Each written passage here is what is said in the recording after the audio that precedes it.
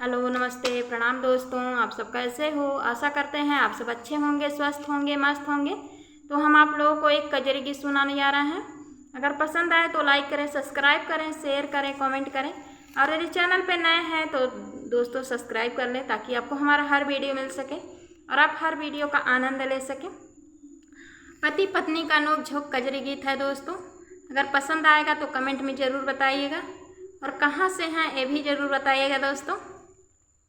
हमसे खेतवा में धनवा ना रोपाई पिया, दुख है मोर कलाई पिया ना।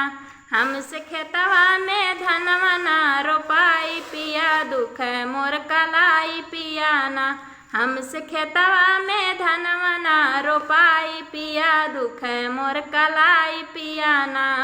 करबे घर के कुल काम लाग खेतवा में घाम, करबे घर के कुल काम लाग खेतवा में घाम। हमर गोरा रंग करिया हो जाई पिया, दुख है मोर कलाई पिया ना। हमर गोरा रंग करिया हो जाई पिया, दुख है मोर कलाई पिया ना।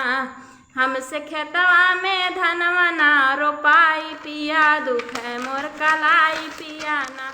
हमसे खेतवा में धनवा ना रोपाई पिया, दुख है मोर कलाई पिया ना।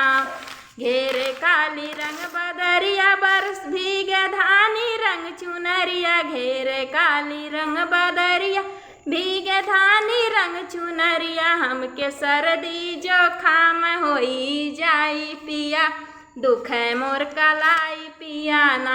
हमके सर्दी जोखाम होई जाई पिया, दुख है मोर कलाई पिया ना।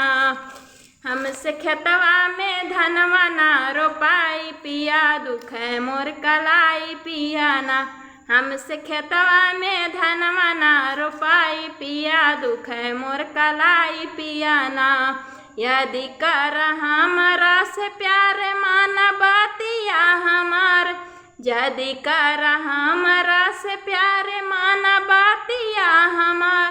कौनो बहाना से ननदिला बोलाई पिया, दुख है मोर कलाई पिया ना। कौनो बहाना से ननदिला बोलाई पिया, दुख है मोर कलाई पिया ना। हमसे खेतवा में धनवा ना रोपाई पिया, दुख है मोर कलाई पिया ना।